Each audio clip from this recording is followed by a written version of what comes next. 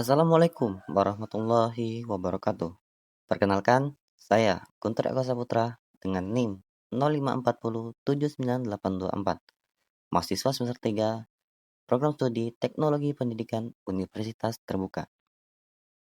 Kali ini saya ingin berbagi tentang pelajaran penting dari sejarah lahirnya Pancasila melalui tahap BPUPKI, Piagam Jakarta, dan PPKI.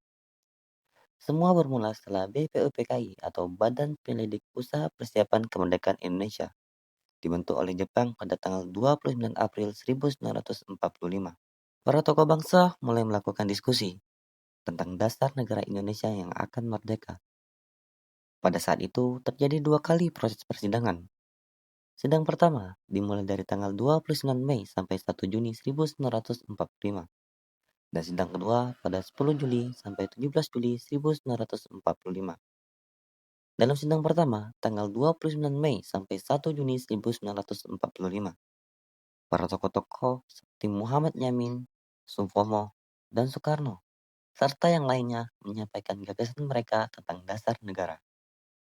Nah, setelah semua anggota menyampaikan pendapatnya dalam sidang pertama, dibentuklah panitia kecil atau panitia 9 yang diketuai oleh Soekarno untuk menindaklanjuti gagasan-gagasan dari para anggota BPUPKI yang menyampaikan gagasan pada sidang pertama.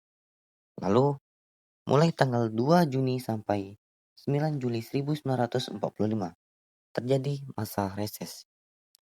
Dan setelah itu, Panitia 9 rapat kembali pada 22 Juni 1945 dengan memperkenalkan Piagam Jakarta sebagai hasil dari semua gagasan sidang pertama, yang di dalamnya tertulis rumusan dasar negara yang menjadi cikal bakal Pancasila. Tapi, belum selesai begitu saja. Ada satu bagian yang kemudian mengalami perubahan karena ada protes dari pihak lain yang bukan beragama Islam, yaitu kalimat yang berbunyi ketuhanan dengan kewajiban menjalankan syariat Islam bagi pemeluk-pemeluknya, diubah menjadi ketuhanan yang Maha Esa agar bisa menjaga persatuan bangsa. Setelah itu, terjadilah sidang kedua pada 10 sampai 17 Juli 1945 dengan tujuan membahas bentuk negara, batas negara, dan undang-undang dasar, menentukan rumusan rencana undang-undang dasar, pembukaan undang-undang dasar, serta pernyataan kemerdekaan, dan sekaligus menjadi akhir dari tugas BPUPKI dan dibubarkan pada 7 Agustus 1945. Lalu, setelah BPUPKI dibubarkan, dibentuklah PPKI pada 9 Agustus 1945 oleh Jenderal Terauchi dengan menunjuk Soekarno sebagai ketua dan Hatta sebagai wakilnya. Nah, setelah terbentuknya PPKI, pada saat itu PPKI belum bisa bekerja karena didesak oleh golongan pemuda Indonesia untuk segera memerdekakan Indonesia.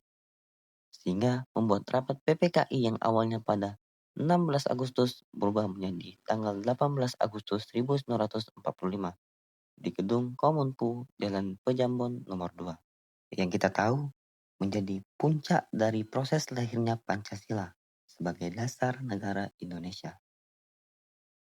Dari peristiwa ini kita bisa melihat nilai-nilai Pancasila benar-benar hidup dan nyata, bahkan sebelum Pancasila resmi disahkan.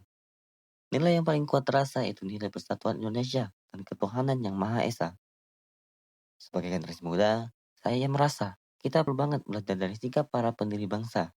Karena walaupun mereka hidup di masa sulit, tetapi tetap bisa berdialog dengan kepala dingin, berdebat dengan sopan, dan mengambil keputusan yang berpihak pada persatuan. Jadi, pelajaran besar dari sejarah lahirnya Pancasila, khususnya dari peristiwa Piagam Jakarta, adalah bahwa persatuan dan toleransi adalah fondasi utama bangsa Indonesia. Kalau generasi muda bisa memegang nilai itu, saya yakin Indonesia akan terus maju tanpa kehilangan jati dirinya. Terima kasih. Saya Guntur Eko Saputra. Wassalamualaikum warahmatullahi wabarakatuh.